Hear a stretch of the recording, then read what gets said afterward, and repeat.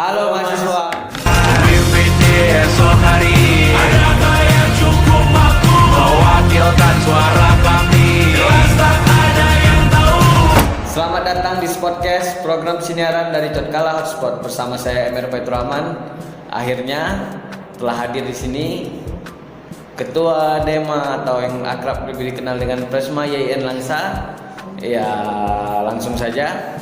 Bisa mungkin kenalkan diri terlebih dahulu. Baik, terima kasih. Nama saya Rizky Ananda. Saya selaku Ketua Dewan Eksekutif Mahasiswa Erlangsa atau biasa yang disapa Presiden Mahasiswa Erlangsa. Saya salah satu mahasiswa Ekonomi Syariah Fakultas Ekonomi dan Bisnis Islam. Untuk saat ini saya berada di semester 8. Oh, udah di penghujung ya. Iya, Pak. Jadi sebelum kita mulai, umur dulu aslinya orang mana nih? Saya asli Aceh Tamiang. Saya Tamiang. Oh, orang Tamiang ya. Tamiang. Berarti di sini ngekos, pulang pergi? Saya ngekos Bang di Gampong Tengah. Nggak jauh ya. Jadi hari ini kebetulan sesuai dengan permintaan netizen ya. Banyak mahasiswa minta, ayo dong bawa presmanya. Jadi udah kami hadirkan hari ini sesuai dengan permintaan kalian. Jadi kami juga menyanggupi saran-saran pertanyaan dari kalian yang mungkin ingin sampaikan. Sudah kami rangkum semuanya hari ini. Jadi langsung saja. Gimana? Kapan pelantikan kemarin Ki? Saya pelantikan di bulan 2 Bang. Tanggal 16 kalau nggak salah saya di bulan 2. Oh, bulan 2 ya. Berarti setelah dipelantikan baru datang pandemi. Iya, 2 bulan setelah dilantik saya pandemi. Gimana perasaannya? Ya perasaannya nggak enak ya. Maksudnya saya menjadi sapaan presiden corona nih. Presiden corona ya. Jadi setelah 2 bulan dilantik ya saya harus dirumahkan, saya harus di stay at home, saya nggak bisa ngapa-ngapain, ruang gerak terbatas ya, paling bisa hanya via online saja. Berarti masih aktif ya kegiatan Presma gimana? Dema? Kegiatan Dema untuk di kepengurusan sendiri ya kami masih ke konsol, masih melakukan kajian-kajian terkait isu-isu yang ada baik di lingkungan kampus maupun luar kampus seperti itu Bang. Oh, ini nama sebenarnya Dema atau BEM atau Dema. Dewan Eksekutif Mahasiswa. Kalau SEMA Senat Mahasiswa berarti. Oh ya berarti dia Dema nama resmi ya sesuai resmi Bang. ADRT ya. Nah, jadi gimana nih? Udah menjabat sekitar hampir 6 bulan. Hitung lah ada 6 bulan ya, setengah periode. Gimana pandangannya terhadap ini lembaga eksekutif ini di kampus? Terkait lembaga eksekutif ini ya kami gimana ya, idealnya memang mengeksekusi apapun permasalahan yang ada gitu kan. Kami di kampus ini ada 2 lembaga, yaitu lembaga eksekutif dan legislatif. Ya kami berjalan sesuai fungsi kami, mengeksekusi terkait masalah-masalah yang ada baik di intra kampus maupun di luar kampus. Kira-kira udah sejauh apa pergerakan Dema hari ini? Udah gimana ya? Jangan sekedar udah dilantik, sekedar cuma buat acara gitu. Ini pribadi sih ya. Jadi mata saya dulu. Dema itu sekedar buat acara udah gitu. Enggak program itu enggak nyampe sampai ke bawah, ke lapisan mahasiswa paling bawah. Mungkin mereka yang enggak peduli ini ya maksudnya. Mereka yang enggak peduli itu bukan berarti harus dilupain karena mereka enggak peduli kan. Kalian juga nggak peduli sama Dema atau apa kami peduli sama kalian? Maksud saya begitu. Kalian juga harus tetap menyentuh ke bawah gitu. Gimana? Itu terkait pribadi masing-masing kan. Sekarang ada mahasiswa yang benar-benar ingin tahu dan ada mahasiswa yang benar-benar apatis, nggak mau tahu apapun itu isu-isu permasalahan yang ada. Jadi kalau saya hari ini berada di Eksekutif saya sudah menjalankan apapun gerakan-gerakan. Kalau dibilang menyentuh akar rumput, kami sudah menyentuh dan pergerakan kami masif gitu. Untuk di kepengurusan sendiri saya selalu menyuarakan kepada setiap menteri-menteri saya, apapun itu ada isu, misalnya menteri pendidikan saya, kalau ada isu pendidikan ayo suarakan, ayo berbicara depan media, ayo posting, baik itu kami posting via lembaga Dema maupun lembaga pribadi sendiri, ada WhatsApp, ada Instagram, dan tempel itu di mading-mading. Sebagai mahasiswa, berdampak, ada berarti lembaga eksekutif mahasiswa, masih ada mahasiswa yang memikirkan orang-orang banyak, masih ada mahasiswa yang memikirkan umat. Dan ada cuman yang kami sayangkan memang ada mahasiswa yang memang apatis gitu Bang. Jadi dampak kami keberadaan kami di kampus sebagai lembaga eksekutif tertinggi, mereka nggak merasakan gitu bahwasanya ya tidur nih mahasiswa nggak berbuat apa-apa nih sementara kami sudah berbuat itu Bang. kurangnya build up media lah Bang. Kurangnya media seperti itu. Ada sosmed aktif? Sosmed Dema? aktif Bang. Aktif. Apa?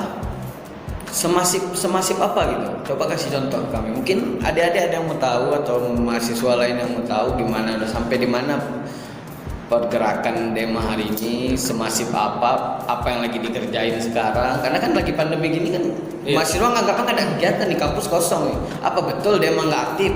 Iya. Memang kosong juga tetap. Kalau dikatakan Dema nggak aktif itu salah besar ya. Hari ini Dema terus melakukan apapun yang bisa dilakukan. Seperti kalau dibilang semasif apa gerakannya, kemarin kita baru saja mendengar bahwasannya ada aktivis BEM Papua yang kena kasus dugaan makar. Kami pada lupa saya tanggalnya itu kami melakukan rapat virtual dengan seluruh BEM se-Aceh terkait isu tersebut. Di situ kami menuntut untuk dibebaskan terhadap 7 tahanan politik Papua yang masih ditahan tuh ya. Dan kami telah menyuarakan mengatasnamakan BEM se-Aceh. Itu salah satunya Bang. Dan untuk saat ini di Aceh kembali lagi menerima masyarakat Rohingya. Oh iya, pengungsian. Dan kebetulan hari ini pertama kami menggalang dana mengatasnamakan Aliansi Mahasiswa Kota Langsa. Ide itu munculnya awal atas rapat kami mahasiswa Kota Langsa untuk melakukan penggalangan dana. Berarti ada kegiatan hari ini ya? Ada kegiatan hari ini. Terima kasih sudah mau datang walaupun sibuk ya. Ya, jadi kegiatannya penggalangan dana. Titik pusat di mana? Di lapangan Merdeka, Bang. Kebetulan juga situ kami hari ini mendirikan posko juga. Mendirikan posko. Kegiatan itu untuk pengurus Dema aja atau diajak mahasiswa? Semua Bang, atas nama mahasiswa kami, karena kami mengangkat atas nama Aliansi Mahasiswa Kota Langsa, atas nama mahasiswa, ayo kita sama-sama. Ada pemberitahuan ya? Ada pemberitahuan baik itu di grup KBM maupun grup lembaga. Boleh berkumpul tuh? Kan rame tuh titik kumpul. Kami sudah izin atau melemparkan surat, maksudnya memasukkan surat ke izin ke Kapolres. Berarti udah ada izin. Udah ada izin ya. Ya tetap mematuhi protokol kesehatan seperti jaga jarak, menggunakan masker dan lain sebagainya. Berarti untuk seluruh mahasiswa diarahkan ikut ya. Tapi mahasiswa lagi libur. Ya lagi libur kan, ada yang mahasiswa Langsa, mahasiswa yang stay di Langsa. Bagi mahasiswa yang stay di Langsa ya, bisa ikut langsung gabung ke acara di lapangan ya. Di lapangan. Penggalangan dana. 3 hari. Nah, jadi selanjutnya saya mau tahu sistem pemilihan di lingkungan IAIN Langsa atau peraturan yang dari Kemenak itu beda dengan dari Kemendikbud? Kemenistek Dikti ya. Pemilihan sistem pemilihan yang berlaku hari ini itu gimana? Sampai bisa jadi Presma. Sebelumnya memang Pusat Richard Kalla sendiri dulu memang awal-awalnya memang melakukan pemilihan itu secara musyawarah. Terus dirubah menjadi pemira ataupun pemilihan raya sekitar lamanya itu 10 tahun atau lebih lamanya. Terakhir masa pemilihan raya itu terjadi pada masa Kanda Dede Ardiansah di tahun 2016-2017. 4 tahun lalu ya? 4 tahun yang lalu. Terus Kemenak menguatkan, memberikan peraturan baru bahwasanya pemilihan presiden mahasiswa maupun ketua Dewan Perwakilan Mahasiswa itu dengan demokrasi terpimpin, dipilih dengan perwakilan himpunan massa jurusan. Satu jurusan itu 1 suara. Nah, seperti itu. Berarti jurusan mewakili 1 suara itu mewakili tiap jurusan. Iya, tiap jurusan. Ditunjukkan berarti dari HMJ. Ketua HMJ-nya yang milih. Terus mereka diikut di SI, di rapat. Di rapat SU. Rapat SU. Setelah itu baru pembentukan panitia pemilihan, baru pemilihan. UKM gimana? UKM kampus. Nah, itu gimana? Nggak ada suara mereka. Nah, itu kenapa bisa nggak ada suara? Itu sesuai peraturan Kementerian Agama yang demokrasi terpimpin ini, pemilihan itu sistem delegasi perwakilan dari jurusan. Kalau UKM memang sebagai peninjau di sidang umum mereka ada. Oh, mereka tetap dilibatkan di dalam. Dilibatkan dalam SU. Jadi pandangan Rizky gimana? Pandangan saya dengan sistem kayak gini. Tidak efektif.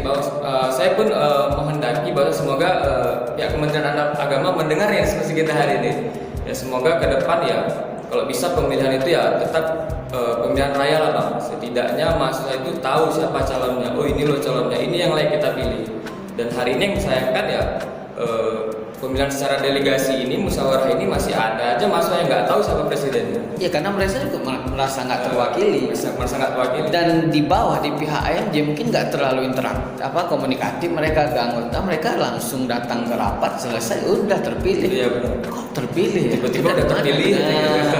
Itu kan karena kan ada ngumpul di BMSI itu kan mungkin ada dibahas atau mungkin mulai ada Kemenak kasih alasan kenapa memang pemilihannya harus beda dengan Kemenistek kan. Kalau kampus ini di Kemenistek kan. Untuk kami sudah pertanyakan untuk di jawaban kampus sendiri itu untuk menghindari adanya keributan-keributan yang terjadi. Itu pertama. Terus memang biasanya itu pemilihan misal mahasiswa ada 4.000, paling yang memilih 1.000. Masih banyak mahasiswa yang memang nggak mau memilih di situ. Saya pun agak ambigu sedikit dengan terkait alasan tersebut. Kalau kita bicara sistem memang banyak kelemahannya, saya paham itu. Gimana nanti kita buat pemirsa yang milih cuma beberapa orang gitu kan, merasa nggak terwakili. Tapi kan ada kampus yang berhasil, berarti kan sistemnya bagus. Maksudnya sistem ini nggak salah, penyelenggaranya mungkin yang salah. Sejauh ini untuk di kampus Hibah Kemendikbud maupun Kemenristekti masih menjalankan dengan secara pemirsa itu. Cuma yang kampus di bawah lingkungan Kemenak ya sejauh ini masih tetap melakukan musyawarah. Masalah ribut, kalau orang mau ribut di mana-mana. Di mana ribut itu pasti. Berarti saya ya gitulah. Zaman saya dulu ya nggak gini kan, menarik juga. Orang datang milih gitu. Mereka yang berpartisipasi aktif itu biasa orang-orang terdekat memang. Tapi juga sempat kampanye ke kelas dan itu efektif walaupun ya nggak sewah itu hasilnya. Tapi lumayan cukup menarik. Nah, jadi ya begitulah. Mudah-mudahan sistem bisa berubah. Iya bang. Biar bisa semua mewakili semua. Pasti ada suatu hari nanti pasti berubah. Pasti ada yang lebih baik ke arah lebih baik kan. Jadi pertanyaan selanjutnya ya terkait dengan gimana ya? Demonstrasi atau bukan demo ya? Saya maksudnya bukan nanya soal demo. Saya mau nanya soal menyatakan pendapat gitu. Kalau zaman dulu cukup aktif ya soal menyatakan pendapat. Kalau sekarang gimana? Pandangan Rizky dan respon kampus, apa mereka melarang adanya demonstrasi atau memang lagi nggak ada momen jadi nggak perlu demo gitu? Sejauh ini terkait demo yang kami sayangkan ya. Kalau tadi pertanyaan terkait kampus memberikan izin atau tidak, ada beberapa dosen memang non-background, memang mereka nggak pernah berkecimpung langsung di dunia aktivis bang. Jadi ketika memang mahasiswa yang berada di mata kuliah dosen tersebut ingin melakukan demo ataupun ingin menyampaikan hak-haknya di depan gedung dewan maupun gedung pemerintahan kota, masa dosen tersebut melarang dengan ancaman nilai dan lain sebagainya. Itu yang sangat kami sayangkan, ada dosen-dosen yang di luar background tersebut. Kasus kemarin ini yang demo RUU KUHP ya, udah Rizky itu belum Rizky masih Faisal 2019. Udah ikut nggak? Belum ikut saya bang. Jadi klarifikasi dulu ya, bukan demo, usah menyatakan pendapat. Kenapa kampus sepi sekarang? Maksud kalau dulu hingar-bingar demo itu rame gitu, menyatakan pendapat. Ada yang berdoa dulu di depan gedung biro biasanya, ada yang ya segala macam lah. Jadi bukan ngajarin demo ya, tapi nggak nanya demo. Ya, jadi untuk menyuarakan itu nggak harus demo sih. Kita aktivis juga punya cara-cara intelektual dengan menyampaikan, misal untuk melakukan pertemuan, melakukan diskusi, audiensi dan lain sebagainya. Nggak langsung ujuk-ujuk demo. Demo itu terjadi ketika memang suara-suara kami itu yang dilawan, suara-suara kami itu tidak diterima dengan baik, tuntutan kami itu tidak diterima dan tidak diindahkan. Itu baru kami melakukan demo. Ada tahapannya. Ada tahapan di situ ya. Ya menarik kali ya. Jadi ini di masa pandemi banyak halangan, semua terdampak jadi kan. Jadi gimana rencana yang udah Rizky susun dari awal? Rencana awal gimana visi misinya dulu? Rencana awal ya sesuai dengan nama kabinet di masa saya bang, kabinet perubahan. Saya ingin melakukan perubahan dari semua lini bang. Seperti visi misi saya kemarin kan. Jadi kami baru melakukan, setelah pelantikan kami melakukan raker. Setelah raker kami upgrading, setelah upgrading ya udah pandemi. Jadi semua rencana-rencana yang sudah kami atur ya sirna gitu aja untuk kegiatan tatap muka dan lain sebagainya ya. Paling kami solusinya ya mengubah kegiatan tersebut dengan kegiatan daring, diskusi dan lain sebagainya. Terkait dengan anggaran gimana? Anggaran sejauh ini isu yang disampaikan kampus mendapat pemangkasan. Jadi anggaran yang tersisa itu 35% bagi setiap ormawa.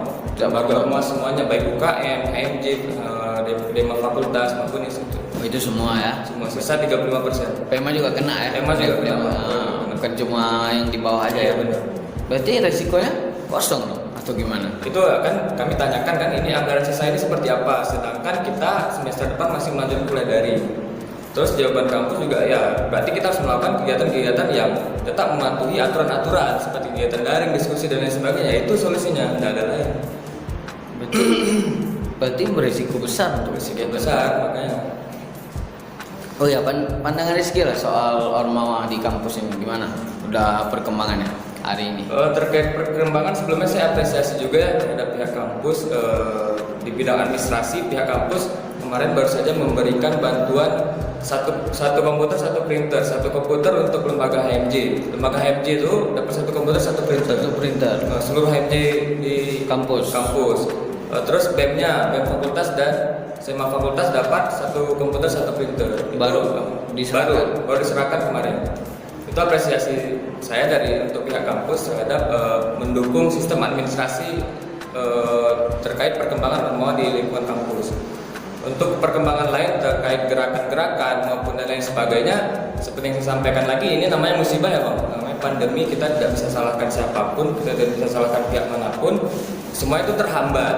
Cuma ya? alhamdulillah ormawa-ormawa kampus menanggapi keresahan mahasiswa ini, mereka sangat responsif Bang. Terus melakukan kajian-kajian, diskusi-diskusi, solusi-solusi mereka yang selalu diberikan kepada kami DMAI untuk gimana caranya sampaikan ke pihak pimpinan. Ada koordinasi tetap dengan UKM Tetap ada. BEM selanjutnya pada itu secara daring. Secara daring. Mereka responnya mereka juga ada buat kegiatan kegiatan masih berjalan atau mereka libur Yang mana nih Bang? yang BEM semua yang di bawah Mereka tetap ada melakukan paling daring, diskusi pertemuan, seperti habis itu paling buat kegiatan kemanusiaan seperti penyemprotan, pembagian masker dan lainnya seperti itu. Ya. Jadi rencana terganggu semua, jadi ya terima. Ya mau nggak mau nggak bisa salahkan siapapun Bang. Jadi gimana ya? Kalau saya katakan Dema sekarang mungkin ada perubahan lebih baik, lebih responsif, lebih tahu permasalahan. Ya itulah yang diharapkan memang Dema harus lebih responsif dengan istilahnya diskusi gitu, perbanyak diskusi. Sekarang kan daring kan bisa gitu. Oke, selanjutnya jadi Saya minum dulu ya Bang. oh boleh silakan ya. Menarik ya Rizky ini ya. Jadi ini kan pelantikan, misalnya kita bilang kosong itu kegiatan nggak ada tahun ini, itu tetap habis ya sekarang atau diperpanjang? Kemarin Ada pemilihan lagi? Muncullah buruan saya dengan Pak Jaya Barek 3. Gimana nih Pak terkait nasib kami gini kan? Baru 2 bulan dilantik ya kami nggak bisa berbuat apa-apa.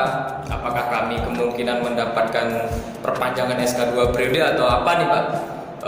Terus kalau kampus sendiri setuju saja 2 periode lagi, persyaratannya itu ya tidak melanggar di luar aturan persyaratan yang lainnya. Seperti saya emang nggak layak lagi untuk 2 periode. Saya terhambat di semester. Semester saya sudah semester 8. Jadi saya kasih peluang untuk adik-adik lah. Berarti dulu saya dengar cerita dulu kejadian 98 itu kan SK diperpanjang semua, tidak ada pemilihan, berarti kan bertahan 2 periode, mungkin sama kayak adiknya apa? Itulah harapannya sih ada, cuma kan timbul lagi nanti takutnya timbul permasalahan baru kan, adik-adik enggak juga pengen berkontestasi, juga pengen berada untuk menyuarakan hak-hak mahasiswa di tingkat tertinggi kan, seperti itu Bang. Jadi jangan gara-gara perpanjangan periode ini timbul masalah baru lagi. Jadi saya tidak mau itu. Kecuali memang kawan-kawan mahasiswa menginginkan saya untuk 2 periode saya siap. Oh siap, 3 periode siap. 2. Berarti udah ada pembahasan ya, sekedar aja gitu ya. Karena memang gimana ya, kan belum dikasih kesempatan juga ya kan, masih gara-gara pandemi ini semua terhambat. Iya. Jadi kami juga mau tahu nih dari Dema, dari Presmanya, isu terhangat di kalangan mahasiswa di lingkungan kampus kita aja lah, apa yang sedang bergulir hari ini? Sejauh ini ya kita bilang yang namanya musibah Bang ya, pasti ada keresahan mahasiswa kemarin terkait kuliah daring, subsidi kuota, sulitnya akses internet. Terus mereka mengeluhkan dengan pembayaran UKT, tunggakan UKT.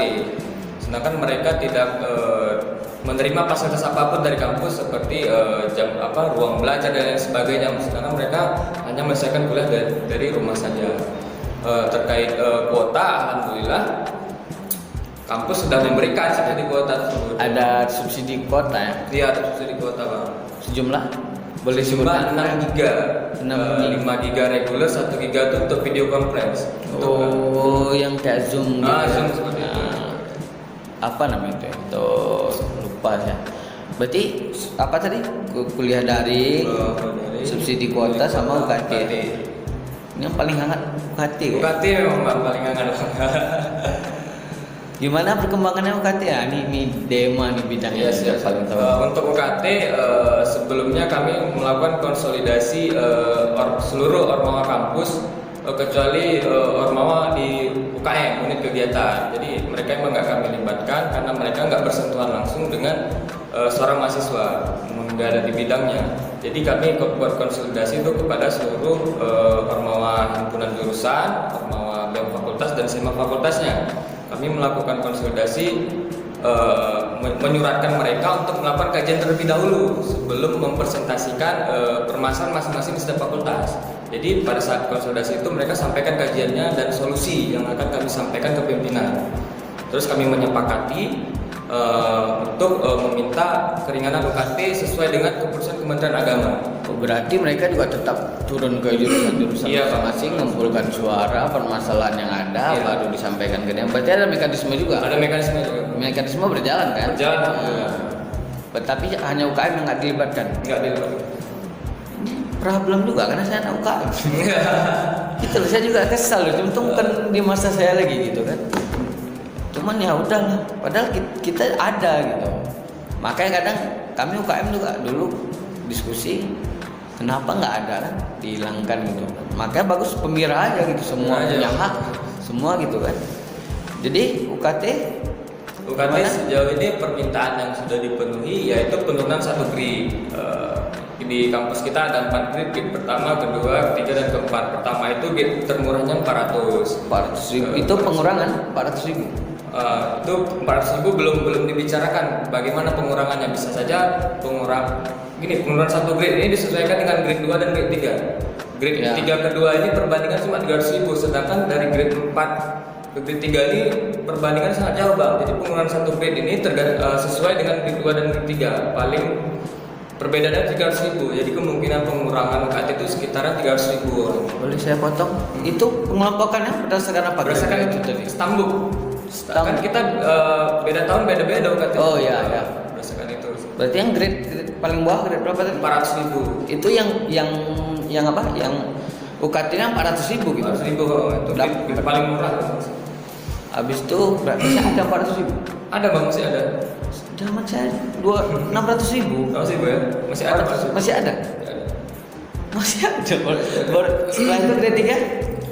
Grade kedua itu artinya ada yang 600, ada yang 750. Oh, yang udah berlaku ini ya, uang kuliah tunggal. Uang ya? kuliah tunggal. Yang 400.000 ini berarti bukan uang kuliah tunggal nih.